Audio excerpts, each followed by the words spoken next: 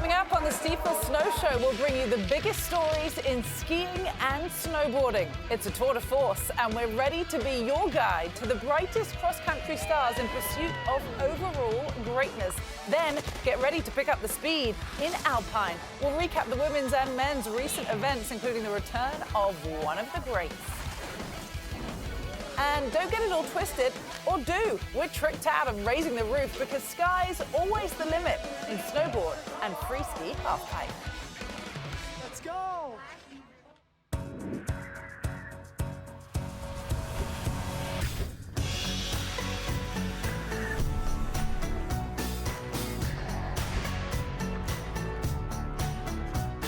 Hello everybody, I'm Cara Banks and it is a pleasure to welcome you to Season 2, Episode 3 of the Stifel Snow Show. Today we have a special hour-long episode to get you caught up after the holidays. With 2024 winding down and 2025 revving up, we have got a front row seat for you to a new year full of excitement on the most majestic slopes around the world. So let's have a look at where members of the US ski and snowboard team have been competing recently. We're stateside with freeski and snowboard halfpipe at the 2024 Toyota US Grand Prix in Copper Mountain, Colorado. Off to athletes that go bump in Europe and idyllic Bakuriani, Georgia for the Moguls. And Pali Para Alpine say ciao to Santa Caterina, Italy. We'll check in on some legends of women's alpine in St. Moritz, Switzerland and Semmering, Austria. Well, they're built for speed with men's alpine in Val Gardena and Bormio, Italy, and ultimately, it's the climb with cross-country in picturesque Toblach and Val di Fiemme, Italy. The cross-country ski team recently completed one of their most anticipated events of the year that features over 150 top competitors, including the defending champion, of course, American Jessie Diggins. It is the annual Tour de Ski, and one of those stages debuted a new sprint course that has been designed for the upcoming 2026 Winter Games. So here are the details. The athletes compete in 7 races over 9 days, and the lowest total time ultimately wins. Give it up, by the way, to the Wax Techs, who prep over 1,000 pairs of race skis for the Stifel US ski team. They are used over approximately 55 miles. It's really an incredible feat. And by the way, the final stage takes place with an uphill climb that boasts a gradient of 28%. It is grueling and unforgiving. And so let's begin with the defending overall champion Jessie Diggins as she entered stage 1 in Toblach, Italy, calling it a huge surprise. Unsurprisingly, Diggins gave it her all to take the top spot in the skate sprint, securing her first win in this discipline since 2021. She marked the occasion with a special time-honored tradition of putting a signed star on the ceiling of the team's wax truck.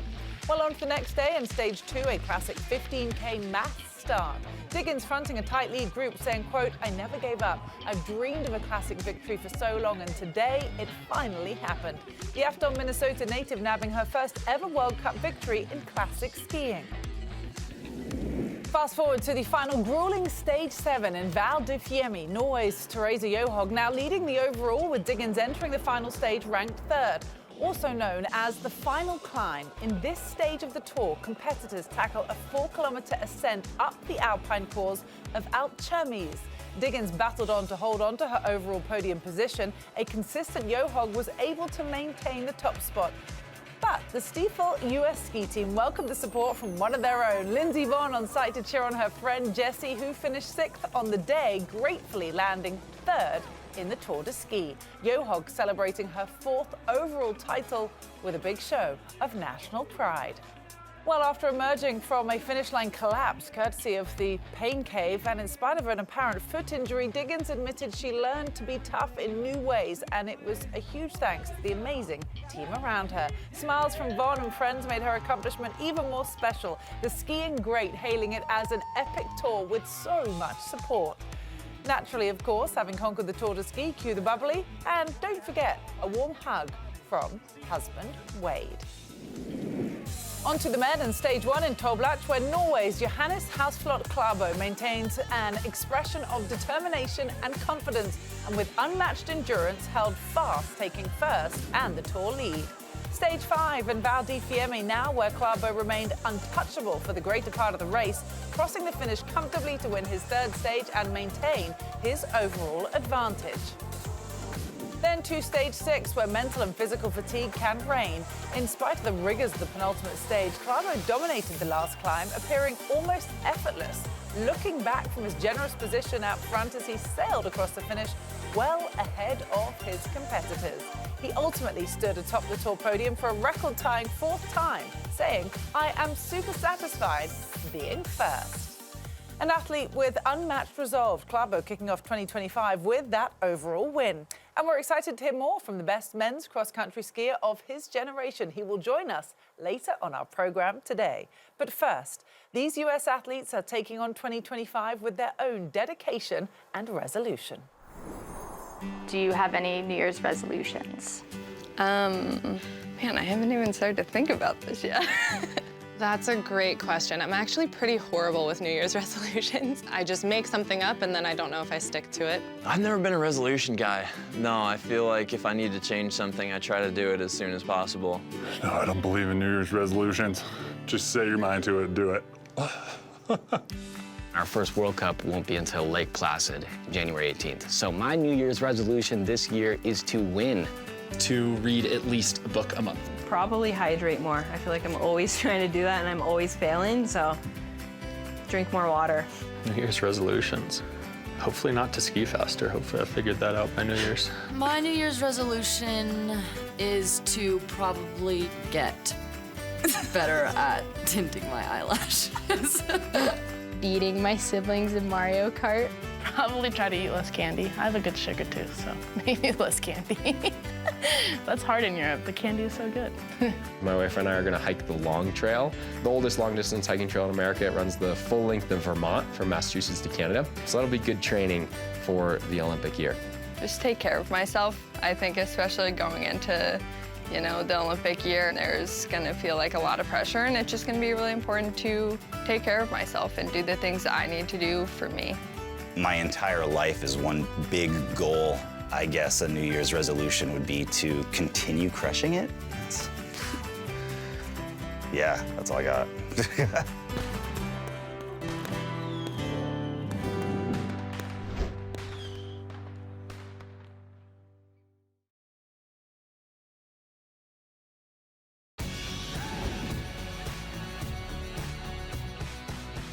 Well, she's one of Alpine skiing's all-time greats, so it's not surprising that even a 6-year retirement is just more fuel for the fire. That is the indomitable spirit of Lindsey Vonn.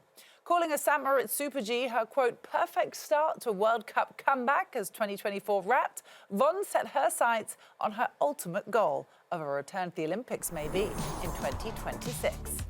While citing nerves, butterflies and adrenaline and proving 40 really is fabulous, 3-time Olympic medalist Lindsey Vonn got the first start of her comeback underway, saying afterwards, quote, I really wanted to get to the finish today and be solid. I didn't want to risk too much. Today was not the day to try to do anything special.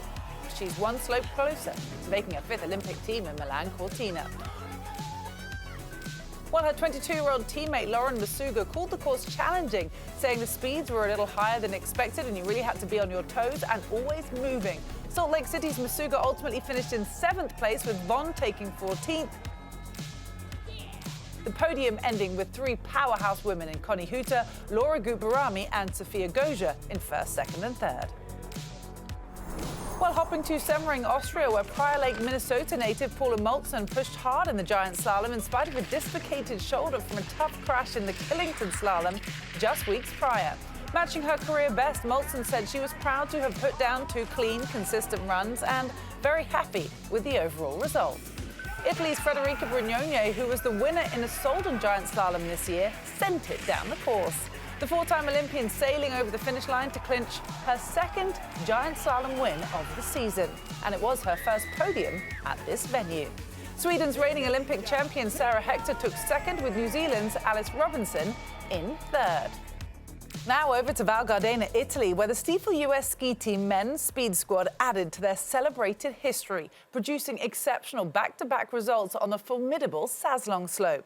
They have turned out more success at Val Gardena than any other World Cup stop over the last decade, bringing it time and time again amidst this ski racing mecca in the majestic Italian Dolomites. Now that's amore.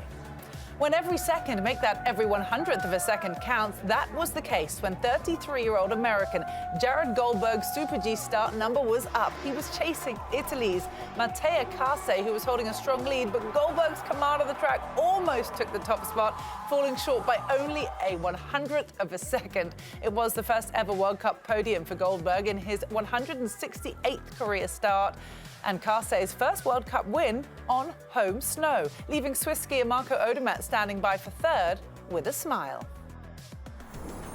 While twice victorious in the Val Gardena downhill, including last season, Truckee California's Bryce Bennett took the track first for the Americans this go around. Friend Steve Nyman, who won 3 times on this course, challenged Bennett to, quote, tie it up ahead of the race, measured yet still nailing the run. Bennett would later note, quote, that he thinks there are times when experience can hurt a little bit. Ryan Cochran-Siegle, who took second in the 2020 Val Gardena downhill, had a solid descent, further remarking on keeping his skiing very basic and simple, perhaps the secret to a podium position, as the payoff translated to a 100th of a second off second place. The 2-time Olympians got a little history in Val Gardena, as his mum Barbara Ann Cochran took second in a slalom there in 1970. Meanwhile, Swiss sensation Marco Odermatt dominated his run, essentially leaving no room for catch-up. The final result, his 40th World Cup victory, but only his 3rd in downhill. The other 2 having been won in 2024 on home soil in Wengen, Odermatt calling the victory one of his best downhills ever.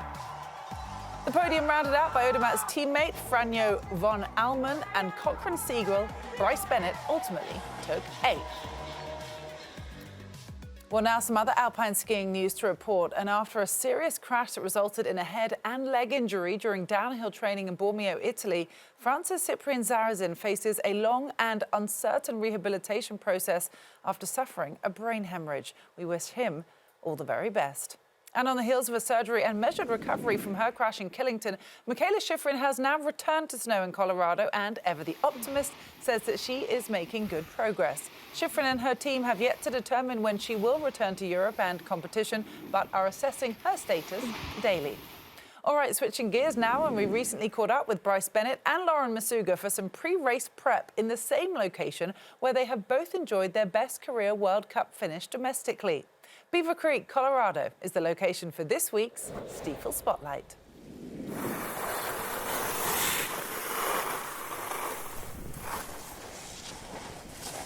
It's just such a dynamic sport. Everything's moving so fast, and you might have a plan and it goes out the window immediately.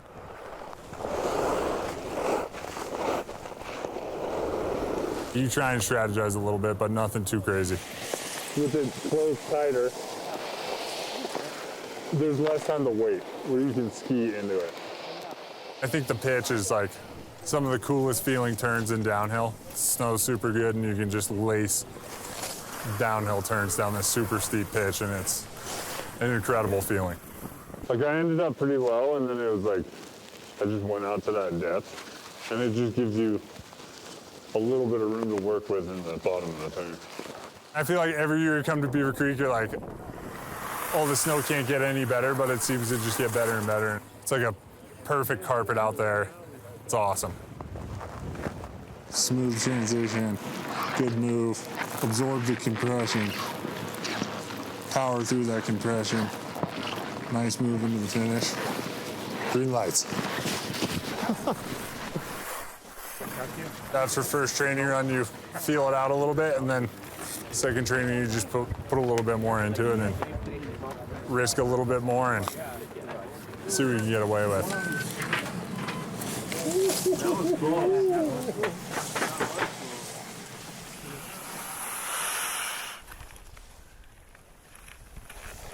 You good? Yeah. You know what to do here. Yeah. All right. Follow the plan, execute it, ski well. Look for the tuck early in here, right? And that's it. You know what to do. Yeah. Yeah. Lightning. Finish radio, do you have Lindsey? I'm here. Okay, guys, this thing is butter. You've got to send it, okay? Carry your speed. This course is really smooth, okay? Probably the best shape of skiing all week.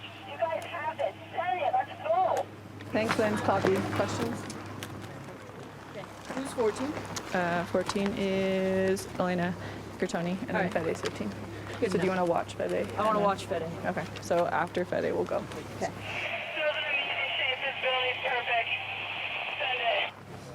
All right. Okay. Good job, Jax. Thanks.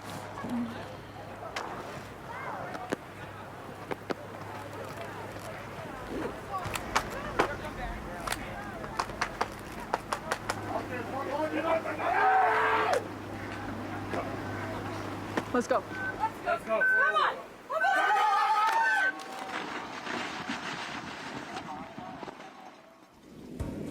Well, Hover Air is the official flying action camera of the US ski and snowboard teams. And it seems the world's first pocket-sized flying camera has captured none other than Picabo Street. Hold on to your dreams of directing air traffic control, Peak. The legendary Olympian has now entered the building.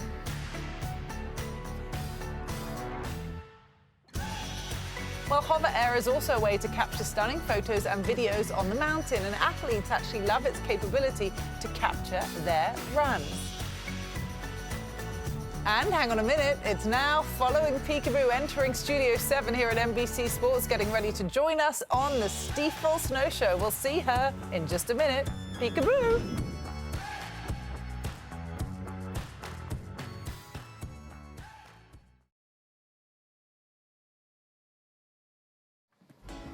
Well, she is a three-time Olympian for the United States, an Olympic gold and silver medalist, and a beloved figure in her sport. Picabo Street captivated fans with both her downhill daring style and her contagious smile. And we are delighted to welcome her into the Stifel Snow Show right now, live and in studio. Thank you so much for being with us. Peak, I learned this today, by the way. Fittingly, she was born in a town called Triumph, and triumphant, of course. You always are. I've got to get straight to it and talk to you, of course, about the big story in Alpine this season. That is the return of Lindsey Vonn. What was your reaction when you heard she was not only planning to do this, but now the fact that she's carried it out?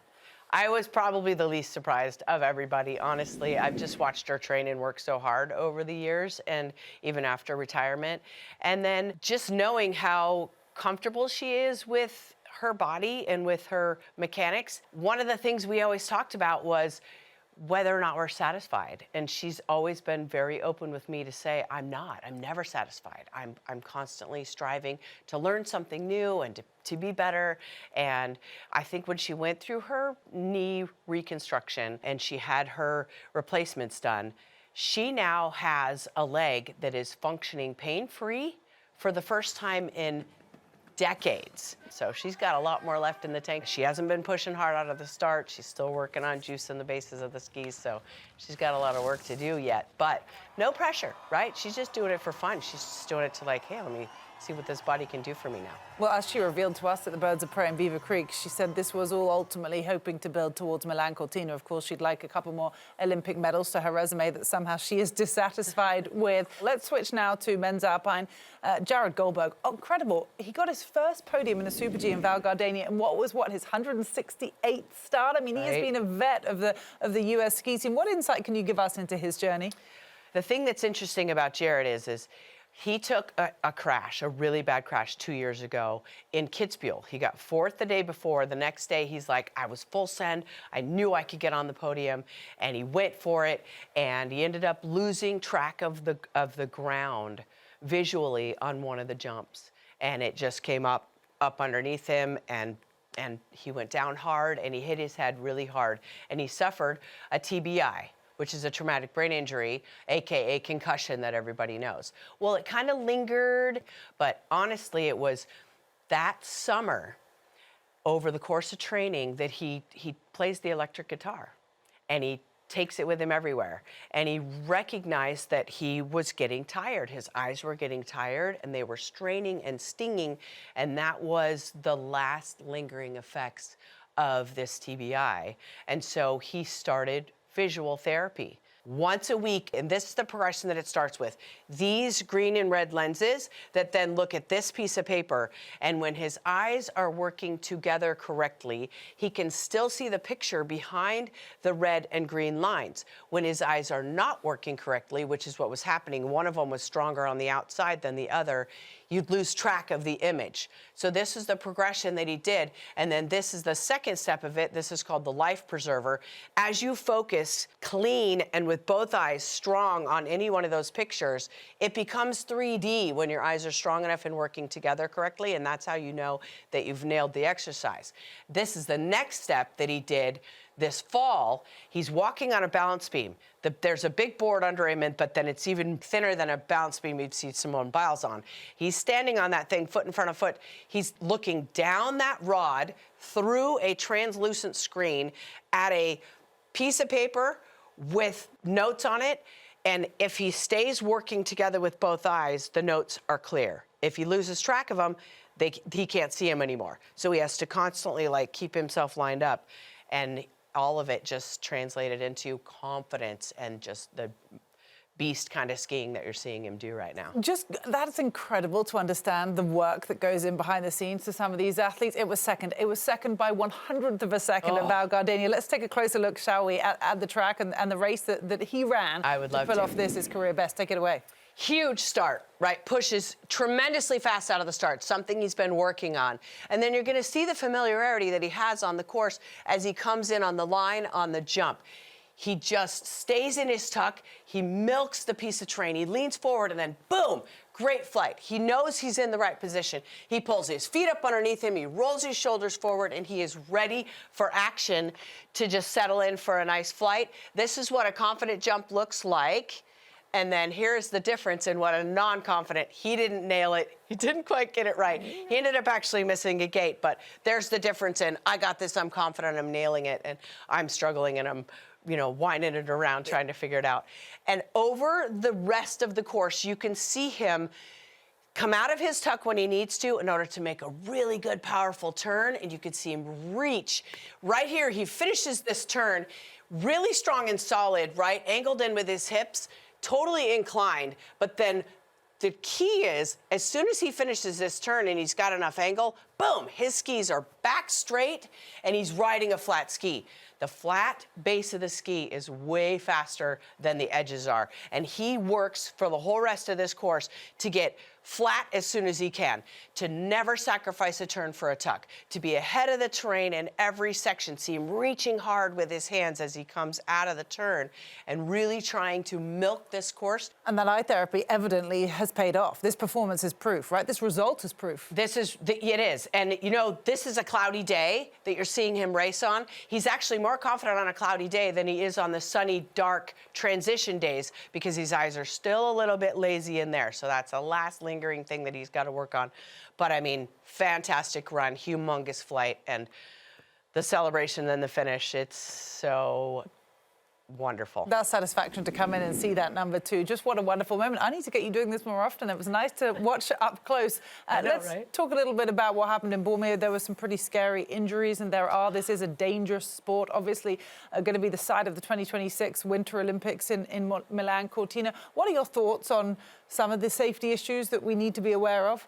So the biggest difference for me, and I raced in Bormio and I packed it in there and ended up hitting a course worker in his backpack and boots and the whole thing and getting airlifted off too. So I know a little bit about Bormio and how sketchy it is. It's above tree line, it's hard to see. And the thing that's the difference is man-made versus natural. So one of the things they try and do if there's not enough elements in terrain in a course is they'll actually build pieces of terrain in, and that's always a difficult piece to manage because you come around the corner and you look at a piece of natural terrain and you can see the way you can maneuver over.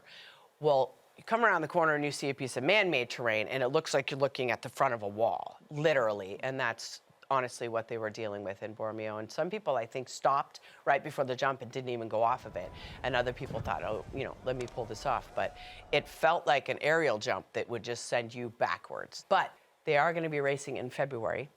The light's going to be higher in the sky. They'll have better visibility. Okay, looking forward to that. Yeah, big difference actually from December to February, but still something, of course, to be cautious on. Before we wrap it up, we've got to speak of Olympic Games. Salt Lake City is going to be hosting the 2034 Winter Olympics and Paralympics. Who can wait? It's a special, poignant place for you, isn't it? Because it's the scene of your last Olympic run. You retired soon after. What are your reflections on that moment? Oh, it was amazing. There was a lot of pressure, but just such a fun American crowd, family, friends, everybody you love, right? Everybody who never got to come see you race got to come see you race, and that's so much fun. And now I think about it, like the kids who are potentially going to be racing in those games, they're like 10, 11, 12 years old, unless they're on, you know, the 40-year-old comeback track, which is becoming quite popular. Well, it's interesting because you think about what's to come, obviously, for the American side of things, but Milan Cortina, Sofia Goggia, who is at the top of the sport, is going to have that same feeling, isn't she, at home in Italy?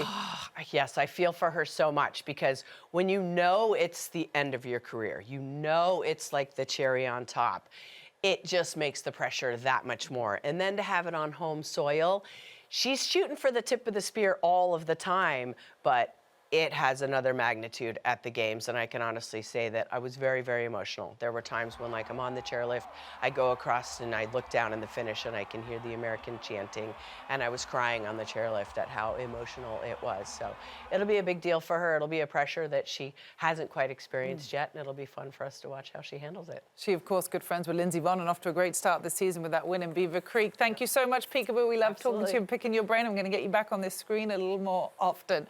And now, with Salt Lake City again poised to host the games, we caught up with some current US ski and snowboard team athletes to get their take on 2034. A bit of forecasting, if you will. What were your guys' reactions when you found out that Salt Lake's going to host the 2034 Olympics? Oh my gosh! Oh my God. 2034, it's coming to home turf, baby. I am so excited. This summer, when they announced it, 3,000 people came out at like 5 a.m. to celebrate that. I think people are really, really fired up to have the games. Having it back into the U.S. will be special. There's a huge culture in Salt Lake. I think a lot of those people will really appreciate having all the venues really close. I'm so excited for Salt Lake Paralympics. I'm excited, obviously, because it's home field, so I think there's a lot of advantage. I don't want to say it'll show the world how it's done, but we're going to do that. You never know. I might pull a Steve Nyman, and I might be back for 2034. Never know. How old would that put me? Can't do the math. I'm definitely not still going to be competing at that point. It's another, I won't be here. Did the math, double checked. Definitely won't be there. But it's amazing that Olympic energy that I've been able to be a part of in 2 other countries around the world is coming back home. It's going to be so incredible. It's just, I know it's going to be awesome because America's awesome. You know what I mean? Because Utah's awesome, and it's going to be so cool. Coming up next, we're joined by snowboarder Lucas Foster.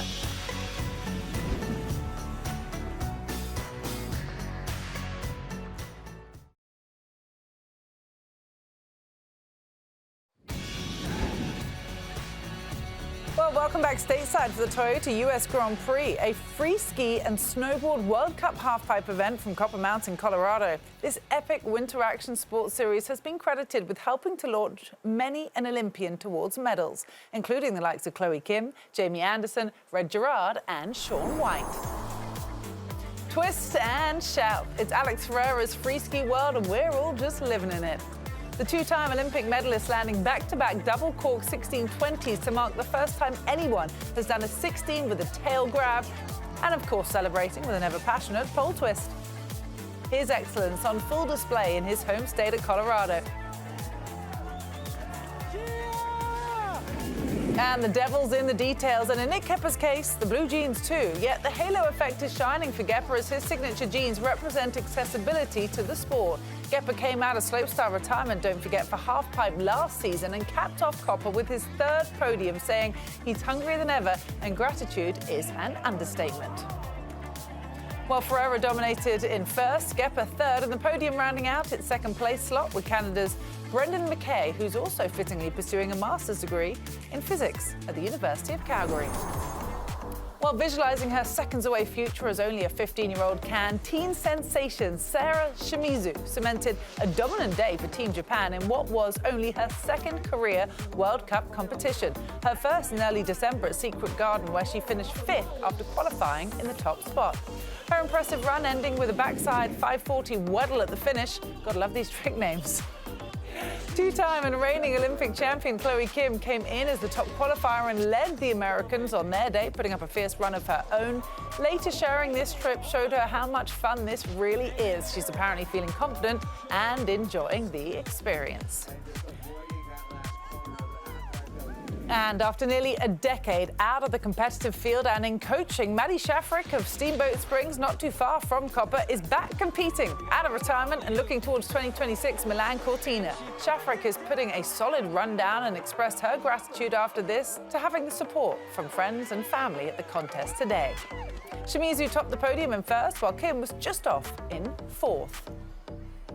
Well, it was an exceptional showing by the US women in the pipe, Copper Mountain delivering yet again on excitement year after year in snow sports. And with that, bonus. Really pleased now that 2022 Olympian snowboarder Lucas Foster is with us from Lac, Switzerland. Thanks for joining us on the Stifel Snow Show, Lucas. Yeah, of course. Thank you guys for having me. It's good to be here. Let's speak a bit about what you've been achieving recently. At this past Do Tour, you landed the first ever alley-oop double McTwist 1260. I hope I said that right. In men's half pipe. I mean, it's incredible names in your sport. And by having done the trick, you do get the opportunity to rename it. Is that something you're going to do? Is it a goal of yours to land this? Talk us through that moment. Yeah, for sure. No, that trick, I learned it a couple summers ago, and it took a really long time actually to get it into a contest run. And it was highly anticipated for me, just knowing that it could score really high. I probably went through 2 seasons waiting to put it down in contest, and then finally a Do Tour came together, and it just couldn't have come together better. Like, that was the first time I was on a real major podium, and it was a surreal moment. With naming that trick, I think it's controversial because the McTwist is already a name from Mike McGill, who's a skateboarder that invented just the single flip McTwist. And since it's just the same trick but in double version, I personally wouldn't really give myself the opportunity to name it, but some people have thrown out a lot of funny names like the Mick Foster, I've heard a bunch of different ones. So I'll kind of let people name it what they want to name it, but for me, it's just alley-oop double McTwist. I mean, McFoster's got a nice ring to it, but we'll let you stick with the official for now. Let's speak a little bit about your journey. I hear you grew up without a half pipe anywhere near you, so it kind of took you a while to get glued to it and excited about the sport that you have now dedicated yourself to. Can you tell us a bit then about your journey to get here to this stage? Yeah, for sure. I grew up in Telluride, Colorado, which is a really amazing ski town, and I grew up just free riding. So snowboarding was really just a hobby for myself and for my mom and dad. As I got older, I started to get some more opportunities to pursue half pipe, and honestly, it was either go for it in half pipe or move on from snowboarding and just be a normal 18-year-old. And in 2018, I made the U.S. rookie team. Things fell in place pretty well, so... Yeah, the chips landed in the right spot and you've never looked back. So as we look ahead now, you have 3 domestic events coming up in a row, X Games, Grand Prix, and then 3-time Olympic gold medalist Shaun White. He's founded the Snow League. You're on that dream roster, as he's referred to it. What are your expectations for this stretch upcoming? Yeah, it's going to be busy. You know, we have locks open this next week, X Games right after that, and then, yeah, the Grand Prix, and then Snow League is in March. But all events that we're doing, they're all amazing in their own way. So X Games is just prestigious. It's, you know, that's like our Super Bowl every year. And then the Snow League is really cool because it's very new and it's kind of a nice like disruption for the contest scene. We're all super excited about that. And then obviously the Grand Prix in Aspen is a big one for us, just with having a World Cup on home soil. And I've done well at that one before, so it holds a place in my heart for sure. Yeah, cool to hear what Shaun's doing for the sport that obviously he knows so well. But you mentioned Aspen Snowmass. We'll look forward to all that action coming up. You'll be able to watch it all right here on NBC and Peacock. And it's also exciting to see, I've got to speak to you about Maddie Shafrick. She's back competing, having been coaching many athletes like yourself. What's your take on what she's doing? I think it's amazing. I mean, Maddie was an amazing coach, and I would be lying if I said I didn't miss her as a coach. She was awesome and helped me out so much. But she's always been such a talented snowboarder. I remember just riding with her when we were, doing our training camps when she was still a coach, and I was always thinking like, dang, she's still ripping. So I think for her to come back and seeing her podium in China at the first event back, it's really cool, and I think it's an inspiring story for a lot of people. It's a cool time in the sport. Yeah, well said. Well, we can't thank you enough for taking time today, joining us from Switzerland in what is a busy schedule. We'll look forward to following you for the rest of the season and keeping up with what you're up to. So best of luck, Lucas, and thanks for today. Yeah, perfect. Thank you, guys. Have a good day. All right, stay with us. We'll be back after this quick break.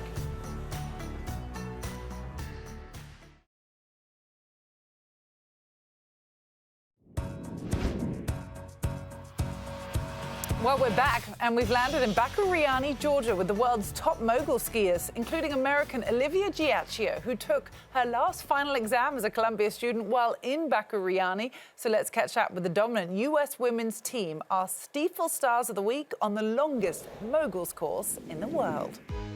The US women have long impressed on the moguls course, and that story just keeps improving. It was the case for Jalen Koff, who took 6th her previous year in Bakuriani, a cleanly executed run, landing her 3 spots up this time around in 3rd.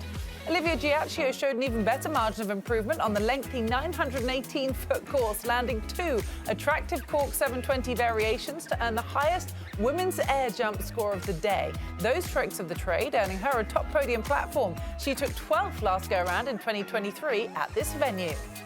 When your teammates and friends, you of course hug it out, Giacchio saying, quote, "I'm really happy with how things are working right now." The number 2 spot went to a 3-time Olympian, France's Perrine Lafont. Well, there's something about dual moguls that gives true side-by-side competitive vibes, and for Jalen Koff, that showdown was all yellow. Advancing to the big final pitted her against Japan's Rino Yanagimoto. Known for her composure on the bump, she was no match, though, for Koff's speed, who secured her 9th career win and started the season with the coveted yellow leader bid, confirming she's going to, quote, "try hold on to that this year." Well, it is always a thrill to see these incredible athletes tackling the unforgiving terrain that is moguls. Another US skier that had 2 impressive top 15 results in Bakuriani, Park City's Ali Masuga. She took 15th in moguls and 13th in dual moguls. And she also took a Christmas vacation with her family and shared some of the magic with us all. In Switzerland, it was Swissmas, if you like, for the Masuga party of 6, proving the family that plays together stays together. With all 4 Masuga kids into snow sports, the oldest 3 on the Stifel US ski team, they even wrangled mum and dad for sledding. Didn't want any injuries, of course, so they kind of took it easy in the mountainous terrain, went to a light show, enjoyed some quality time together at what is a special time of year, because usually the 3 girls are all over the globe in their respective disciplines. Also, a little bit of ice hockey. Dad thought that, well, a game on the ice was the coolest thing they did. Friendly competition with locals, young and old. It was a very happy new year for the Masugas. Well, now to Santa Caterina, Italy, where Paralympic gold medalist Andrew Kirker won a downhill race in the sitting class. A speed specialist and lover of high-octane performances admitted it's going to be a, quote, good speed year. While a friend, Sailor O'Brien, on the women's side, sent it with 2 downhills and 2 podiums. And fun fact, by the way, O'Brien, a native of Woodland, Utah, is a high school graduate at the Picabo Street Academy in Park City. Both Kirker and O'Brien setting their sights on the 2026 Milan Cortina Winter Paralympics. And Norway's very own legend at just 28 years old is Johannes Klaebo. He's standing by, and we couldn't be more pleased about it. Stay tuned. We'll talk to him next.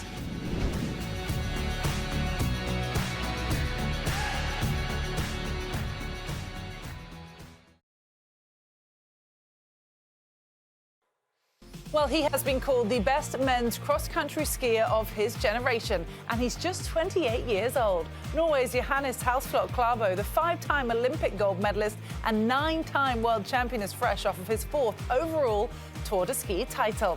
On the heels of that Tour de Ski victory, we could not be more grateful to be speaking with him here today. Welcome, Johannes, to the Stifel Snow Show. Thank you so much for joining us. Let's get straight to it, shall we? The Tour de Ski, often cited as grueling. It's a true athletic feat of the highest order. You just secured, as we said, the overall men's title after winning 4 of those 7 stages, and you matched, by the way, Swiss legend Dario Cologna's record for 4 overall victories. Tell us, how accomplished do you feel? Yeah, thank you for having me. It's I mean, Tour de Ski is always a fun race to do, and it's one of the main goals every single season. And for me to be able to be on the same level in terms of how many wins we have as Dario Cologna, that means a lot, and it's for sure something I'm really proud of. Now, the title was, of course, won at the Val di Fiemme venue that will host cross-country skiing now at the 2026 Milan Cortina Winter Olympics. So how much did you think of that this time around? You think a lot, for sure. And it's great to have the opportunity to go there now, a year before the Olympics, and test the tracks a little bit and see how things feel. So it was great to do a sprint race there and to see how things will work out there, and also going through the distance races and the tracks there is really good. So it gives you a little bit of more confidence, so you can know what you're heading for and what you need to work on for the Olympics coming up next year. So that is a year away, but the World Championships will be at home for you this year in Trondheim, Norway. What are your goals as you hope to compete and succeed at home? I mean, for sure, the goal is to fight for podiums on every single race I'm participating in, and I kind of miss and need the gold medal for a distance race. I would say that is my main goal, and I'm gonna work hard to try to accomplish that. It was kind of cool watching you cross that finish line in the Tour de Ski, just how confident you are looking behind you to check that nobody's close, but nobody was ever going to catch you. How assured do you feel in those positions? I mean, it's always great when you turn around 100 meters before the finish line and you can see that you have a gap. That is, I would say that it's the best feeling in the world, and being able to celebrate and just do your own thing the last 100 meters is really great. I think you get confident by winning ski races, and that confidence builds up over years, and it's a good way now to go into the World Champs with winning the Tour de Ski and having the confidence I need to start working on the main goal of the season, which is the World Champs. I'm sure family has been a big part of your picture throughout your career, but still is a big part of your success. I hear your dad is your manager, your grandfather, your coach, and your brother apparently a DJ and will perform at the World Championships. Tell us a bit more about your family dynamic. Yeah, it's kind of a family business, this actually. My granddad has been my coach since I was 15, so he's always been the one taking me and driving me back and forth from training, and he has been the one putting up the plan for what we need to do in terms of training. And after Pyeongchang, my dad joins me for being kind of a manager and helping me out with all sorts of things. And then my brother, we started back in 2017 doing YouTube videos, so we made a YouTube video every single day, and my brother was the one filming that one and also editing all those things. So I've been working with them for a long time now, and it's kind of been a family business ever since. So it's really, really cool to be able to work that closely with your family. And I mean, sometimes it can be challenging to travel 250 days away from home, and say 150 of them are alone with my dad, and I'm 28 years old. So I mean, it can be a little bit difficult sometimes, but I think we have found a good balance, and it works out quite well, actually. Yeah, that is incredible. Okay, so when you're not skiing or making YouTube videos, maybe in your off season in the summer, I hear that you enjoy playing a bit of golf. What's your handicap? Oh, my handicap is 8.2, I think. So I mean, it's decent, but yeah, I like to play, and it's for me, it's the good part of playing golf is that I'm really competitive and I like to compete, and I feel like playing golf, I can both compete with my friends, but I can also compete with myself. So I feel like that's kind of one of the reasons why I really feel like golf is a good thing for me. And I really like to spend my summers doing a training session in the morning and then go out and do 18 holes of golf and then finish up the day with another training session in the afternoon. So that's kind of a perfect day for me during the summer. An 8 handicapper, that is incredibly impressive. Congratulations on a great start to the season so far. We'll be following you, and good luck at the World Champs. Thank you. Well, this is a funny one. Stifel US ski team's Nick Gepper was competing in the freestyle halfpipe Grand Prix at Copper Mountain recently, but kept getting parking tickets. Yes, on his training day, his qualifying day, came back to find his truck had an unexpected citation. Competition day, though, was a little bit different. Well, get your calendars out because the schedule's rocking. Sunday, January 12th, live on Peacock at 5:15 a.m. Eastern Time. Lindsey Vonn and the women's US ski team will be taking on the Super G at St. Anton. Then next weekend, we'll have the one and only Shaun White on episode 4 of the Stifel Snow Show. That's January 19th on CNBC at 1:30 p.m. Eastern Time. Well, that's it for this week's special hour-long edition of the Stifel Snow Show. I'm Cara Banks saying goodbye, and we'll see you next week.